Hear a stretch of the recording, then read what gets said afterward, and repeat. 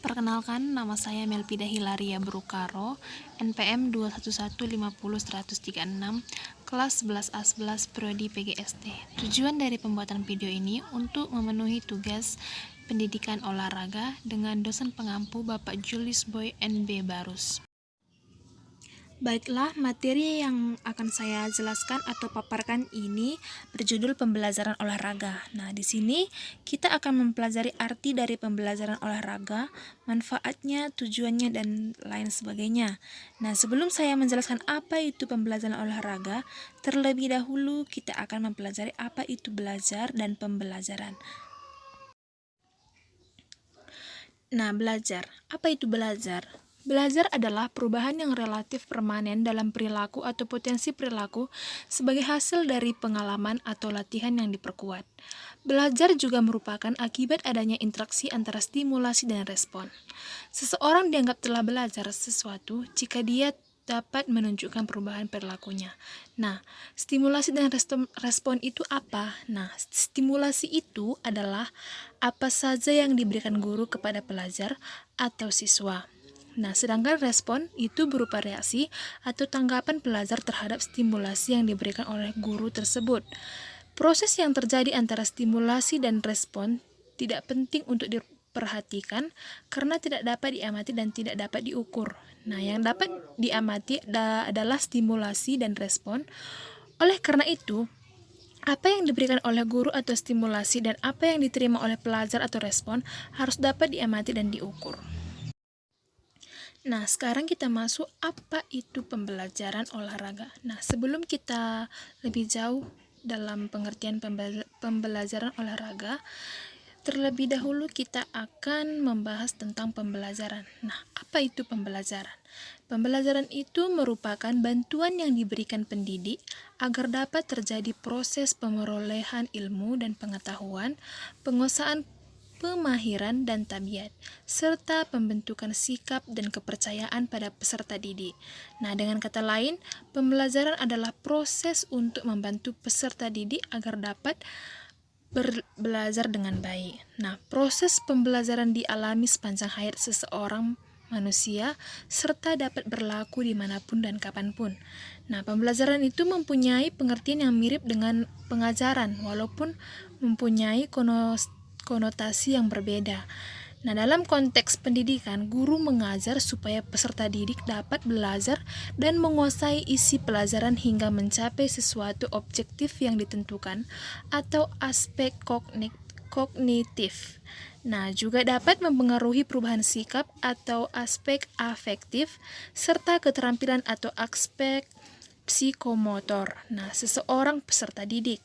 Nah, pengajaran memberi kesan hanya sebagai pekerjaan satu pihak, yaitu pekerjaan guru saja. Nah, sedangkan pembelajaran juga menyiratkan adanya interaksi antara guru dengan peserta didik. Nah, sekarang kita masuk ke prinsip-prinsip pembelajaran. Yang pertama itu perhatian dan motivasi atau gaining attention. Nah, perhatian mempunyai peranan yang penting dalam kegiatan belajar. Tanpa adanya perhatian tidak mungkin terjadinya belajar. Itu disebabkan karena perhatian merupakan faktor yang besar pengaruhnya. Kalau peserta didik mempunyai perhatian yang besar mengenai apa yang dipelajari, maka peserta didik dapat mengarahkan diri pada tugas yang akan diberikan, melihat masalah-masalah yang akan diberikan, memilih dan memberikan fokus pada masalah yang akan diselesaikan. Nah, yang kedua itu keaktifan. Nah, keaktifan itu menurut pandangan psikologi, anak adalah makhluk yang aktif. Nah, anak mempunyai dorongan untuk berbuat sesuatu, mempunyai kemauan dan apresiasinya sendiri. Nah, belajar tidak bisa dipaksakan oleh orang lain dan juga tidak bisa dilimpahkan pada orang lain. Nah, belajar hanya mungkin terjadi apabila anak mengalami sendiri. Oleh sebab itu, banyak sekali peserta didik yang aktif dalam melakukan proses belajar. Keaktifan tersebut tidak hanya berupa kegiatan fisik yang mudah diamati maupun kegiatan psikis yang sulit diamati. Nah, kegiatan fisik itu misalnya membaca, mendengar, menulis, dan berlatih keterampilan. Nah, yang ketiga itu keterlibatan langsung atau pengalaman atau eliciting phenomena. Nah, belajar harus dilakukan oleh peserta didik itu sendiri dan tidak bisa diwakili oleh siapapun. Oleh sebab itu, pembelajaran harus diciptakan secara unik dan menarik sehingga peserta didik dapat mengikuti proses belajarnya dan dapat melihat serta mencobanya langsung, bukan hanya sekedar mendengarkan, sehingga menjadikannya sebagai pengalaman yang tidak bisa dilupakannya. Nah, yang keempat itu ada pengulangan. Nah, mengulang besar pengaruhnya dalam belajar, karena dengan adanya pengulangan, bahan yang belum begitu dikuasai serta mudah terlupakan akan tetap tertanam dalam otak seseorang. Nah, mengulang dapat secara langsung sesudah membaca, tetapi juga bahkan lebih penting adalah mempelajari kembali bahan pelajaran yang sudah dipelajari, misalnya dengan membuat ringkasan. Nah, yang kelima itu tantangan. Bahan belajar yang baru, inovatif, kreatif, dan menantang akan membuat peserta didik tertantang dengan dengan sendirinya mereka akan lebih giat dan sungguh-sungguh dalam belajar. Nah, sehingga penggunaan metode eksperimen, inquiry, discovery sangatlah penting untuk diterapkan dalam pembelajaran. Untuk itu, ciptakan pembelajaran yang unik, kreatif, dan inovatif. Nah, yang keenam itu balikan dan penguatan. Nah, balikan dan penguatan sangatlah penting untuk dilakukan terhadap peserta didik. Nah, karena ketika mereka melakukan suatu perbuatan yang berefek baik, maka mereka akan dengan tersendirinya mengulanginya lagi.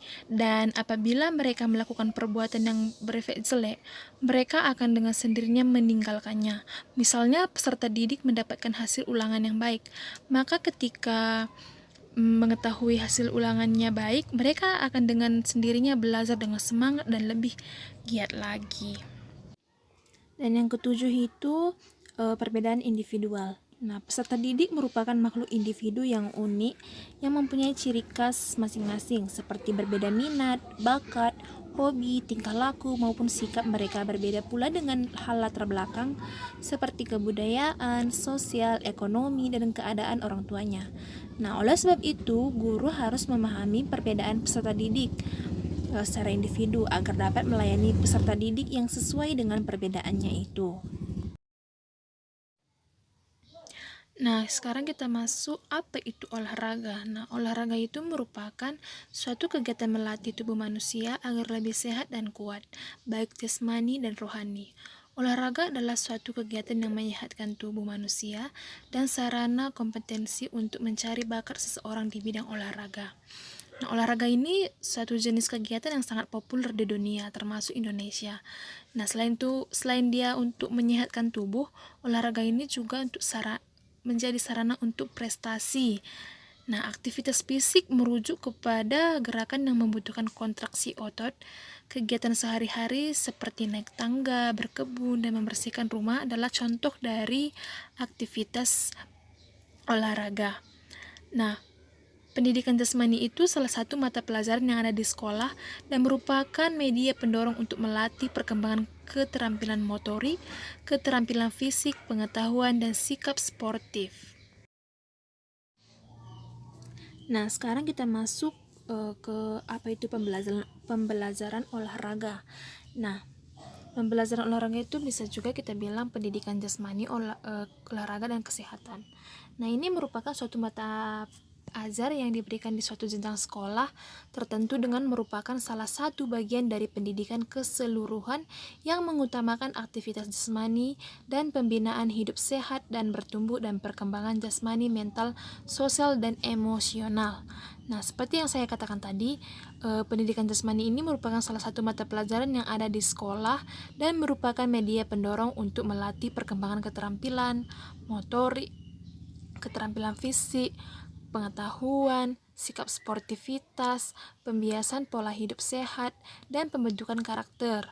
Nah, pendidikan jasmani ini merupakan suatu mata ajar yang diberikan di suatu jenjang sekolah tertentu.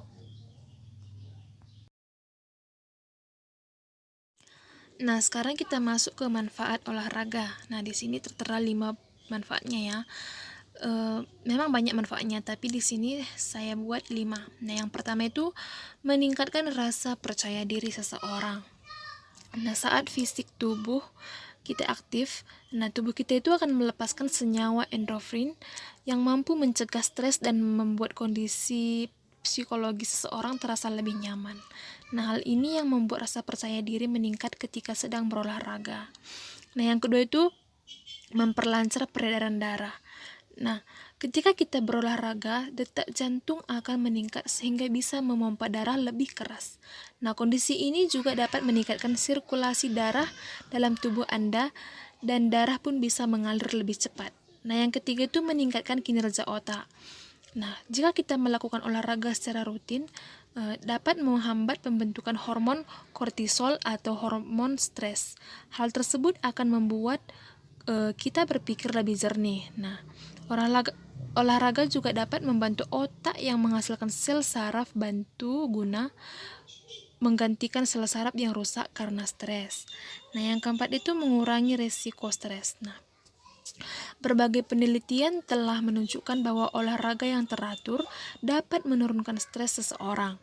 Hal ini terjadi karena dengan olahraga yang teratur dapat menurunkan hormon kortisol dan euneprin serta meningkatkan hormon norepinephrine sebagai antidepresi. Nah, yang kelima itu meningkatkan daya tahan tubuh. Nah, manfaat pertama yang bisa kita dapatkan dari olahraga itu adalah meningkatkan daya tahan tubuh agar tidak mudah sakit. Nah, ketika kita berolahraga, tubuh kita itu kan lebih bebas bergerak. Ini akan memicu proses metabolisme dan sirkulasi darah menjadi lebih lancar. Nah, hasilnya tubuh lebih sehat dan kuat serta tidak mudah terserang penyakit. Nah, yang sekarang kita masuk ke olahraga dilihat dari tujuannya. Ada 4 ya. Yang pertama itu olahraga pendidikan. Nah, olahraga pendidikan itu materi olahraga yang digunakan dalam kurikulum pendidikan. Nah, yang kedua olahraga rekreasi. Nah, olahraga rekreasi ini adalah aktivitas olahraga untuk bersenang-senang atau bergembira. Nah, yang ketiga olahraga prestasi. Nah, itu merupakan kegiatan olahraga yang bertujuan untuk meraih prestasi dengan cara mengikuti pertandingan atau perlombaan. Nah, yang keempat itu olahraga kesehatan. Nah, olahraga kesehatan itu merupakan aktivitas atau jenis olahraga yang digunakan untuk memperbaiki kondisi tubuh seseorang. Nah, sekarang kita masuk ke hakikat perkembangan motorik anak. Nah, yang pertama itu ada peran kemampuan motorik untuk perkembangan psikologis anak. Nah, ketika anak bergerak atau berolahraga secara tidak sadar, organ tubuhnya akan beradaptasi atau terlatih dengan beban kerja yang dilakukan anak. Nah, organ-organ tubuhnya terstimulasi untuk melakukan proses metabolisme dengan baik dan anak akan menjadi sehat. Nah, yang kedua itu peran kemampuan motorik untuk perkembangan sosial dan emosional anak. Nah, seorang anak yang mempunyai kemampuan motorik yang baik akan mempunyai rasa percaya diri yang besar. Nah, lingkungan teman-temannya pun akan lebih menerima anak yang memiliki kemampuan motorik yang baik dibandingkan anak yang kemampuan motoriknya kurang.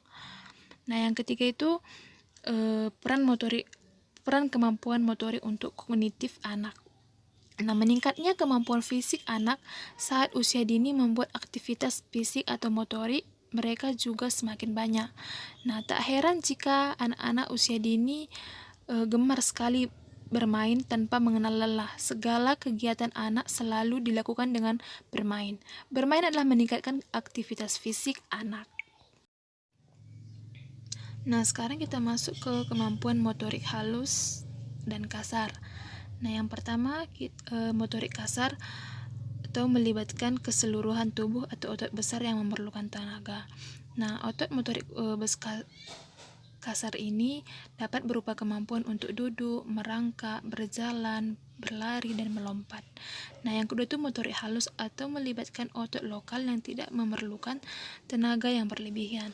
Nah, gerakan motorik halus ini meliputi menggenggam, menulis, memotong, menggambar, dan menyusun puzzle. Nah, keterampilan motorik kasar umumnya berkembang lebih dulu daripada motorik halus. Inilah penjelasan saya mengenai pembelajaran olahraga. Jika ada tutur kata atau bahasa saya yang kurang berkenan di hati, saya mohon maaf untuk sebesar-besarnya. Terima kasih.